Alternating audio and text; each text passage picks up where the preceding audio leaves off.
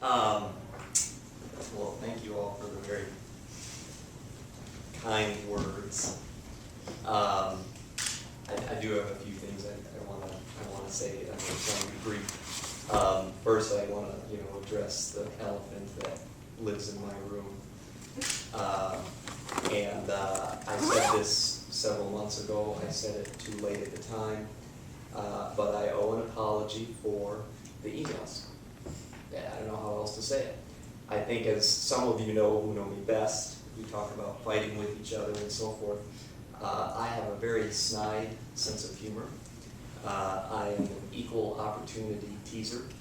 I tease myself, I tease my closest friends, and those comments, quite understandably, can offend people. And I owe each of you an apology, frankly, for dragging you through that mess. It was unpleasant. But to be very frank, I owe a particular apology to Councilmember Mike Engel and Councilmember Saber Greer.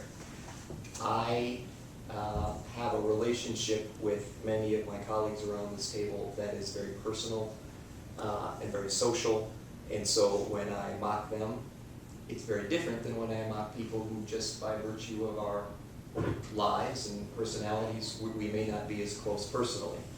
And that's my issue and my fault. And so when I say silly comments to one person, it can be very different than when I say silly comments to someone with whom I do not have as close a relationship. And so I am sincerely sorry for you two in particular, for dragging you through this mess.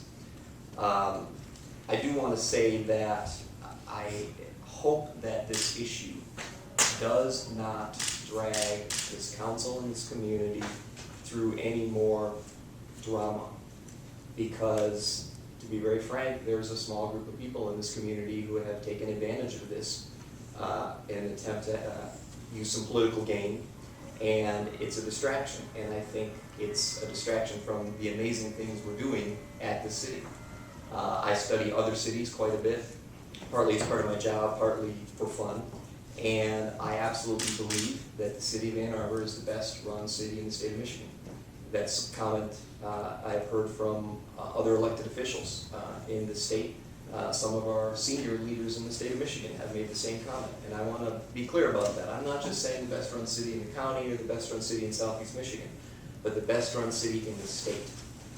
And we are seeing cities all over southeast Michigan that are comparable size, in some cases more prosperous than us, facing serious cutbacks. Troy has been looking at closing its community center, its library.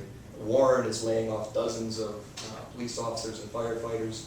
Grand Rapids and Lansing have been closing facilities for years. A lot of cities, counties have furloughs. The state, of course, has a furlough. Meanwhile, here in our great city, tonight we just invested in a new world-class recycling program. A lot of people thought, how could we get any better? Yet we found a way to do it. We're continuing to invest in public art at a time when other governments and private institutions are abandoning it because of the tough economic times. We still pick up the trash. We still plow the streets. We still have an incredible park system.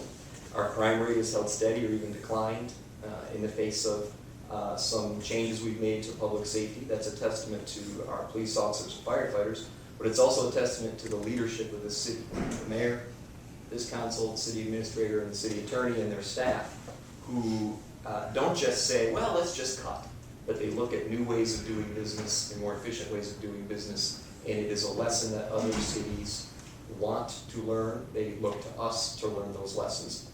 And it is vitally important that this city as a whole and this community keep their eyes on the prize, so to speak.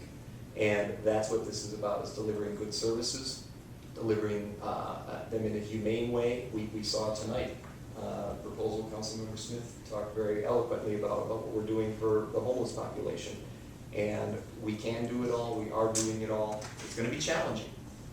And some of what's happened in the public lately, some of the things that have happened at that podium, remind me of some of the behavior we saw this summer with the Obama town hall meetings.